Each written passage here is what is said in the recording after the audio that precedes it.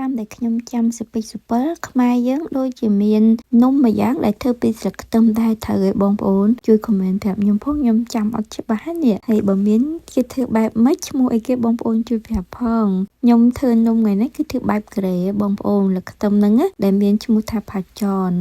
ដែលក្រេនិយមញ៉ាំជាពិសេសនៅរដូវត្រជាក់ហ្នឹងតែម្ដងហើយគេមានជាមួយនឹងម្សៅនេះបងប្អូនសម្រាប់យកមកលាយធ្វើនំស្លឹកខ្ទឹមហ្នឹងណាម្សៅហ្នឹងគ្រាន់តែយើងយកមកលាយបន្ថែមតែទឹកទេតាមពិតនៅក្នុងកញ្ចប់ម្សៅហ្នឹងគឺមានណែនាំឲ្យថា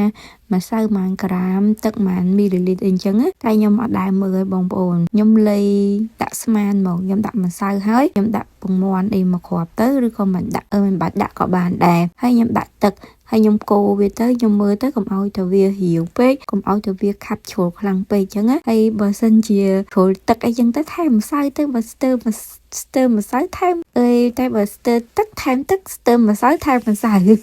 អត់ដែរលាយទេបងប្អូនចាអត់ដែរវល់ទេហើយយើងគ្រាន់តែធ្វើអញ្ចឹងហើយយើងមើលតែកំហាប់វាមកល្មមដូចប្រហែលមួយបាញ់ឆាវអញ្ចឹងណាហើយយើងយកលើខ្ទឹមហ្នឹង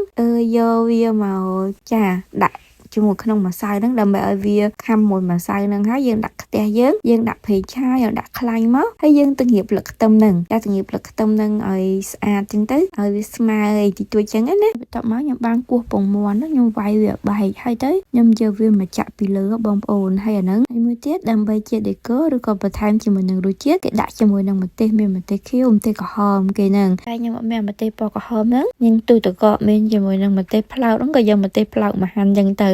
ដាក់យកពណ៌ឲ្យស្អាតហើយយើងក៏ញ៉ាំបានដែរមិនយកតែពណ៌ស្អាតទេគ្រាន់តែថាបើដាក់ម្ទេសក្រហមទៅវារៀងខលតិចតិចចឹងណាចាហើយនេះមានបន្ថែមជាមួយនឹងពងមាន់ដែលខ្ញុំបានគោះវាហើយហ្នឹងយកមករួយពីលើទៀតហើយតាមពិតនំហ្នឹងផងពួកកូរ៉េគេតែងតែមានជាមួយនឹងគ្រឿងសមុទ្រពីលើទៀតមានអាចបកាមានអាចមឹកអីចឹងទៅដាក់ពីលើទៀតតែខ្ញុំអត់មានខ្ញុំញ៉ាំតែប៉ុណ្្នឹងទៅក៏ឆ្ងាញ់ដែរចាផ្អែមចេញពីស្លឹកខ្ទឹមហើយនឹងមានជាតិឈ្ងុយពេលដែលយើងចៀនទៅស្លឹកខ្ទឹមនឹងវាឈ្ងុយហើយយើងមានពងមាន់ហើយអីចឹងតែប៉ុណ្្នឹងទៅក៏ឆ្ងាញ់យកទៅណាមិនអស់ហើយអាហ្នឹងកូនជាតិកូរ៉េគេចូលចិត្តញ៉ាំនៅរដូវរងាហើយពេលដែលគេញ៉ាំអាហ្នឹងគេតែងតែក្លែមជាមួយនឹងស្រាអង្ករគេស្រាអង្ករហ្នឹងគេហៅថាប្រុកអីគេមុកូលីចាមុកូលីគេហ្នឹងដែលវាមានរសជាតិញ៉ាំទៅដូចយើងទឹកត្បាែមិនចឹងខ្ញុំធ្លាប់ញ៉ាំម្ដងទៅចង់ភ្លេចរសជាតិដែរនេះចាតែខ្ញុំអត់ញ៉ាំអាគ្រឿងអង្ករហ្នឹងទេចឹងខ្ញុំញ៉ាំជាមួយនឹងតែបៃតងឡាតេចា green tea latte វិញទៅហើយសម្រាប់ទឹកជ្រលក់ងាយបងប្អូនលាយទឹកស្អ៊ីវទឹកខ្មេះដាក់ល្ងលីងបញ្ចូលតែប៉ុណ្្នឹងហើយឬក៏យើងញ៉ាំម្ទេសនេះយើងថែមម្ទេសហុយអីទៀតទៅហៅតែឆ្ងាញ់តិចទៀតចឹងទៅបើសិនជាយើងញ៉ាំហិលចាអាហ្នឹងពីមុនឃើញមួយយ៉ាងមកឃើញនៅខ្មែរយើងល្បីផ្អើលញ៉ាំអាហ្នឹងដែរតាប៉ុន្តែនៅកូរ៉េគឺជាម្ហូបគេមួយដែលគេចូលចិត្តញ៉ាំនៅរដូវរងាអាហ្នឹងញ៉ាំលេងក៏ឆ្ងាញ់ឬមួយក៏កូរ៉េគេយកវាធ្វើជាផាន់ចានចា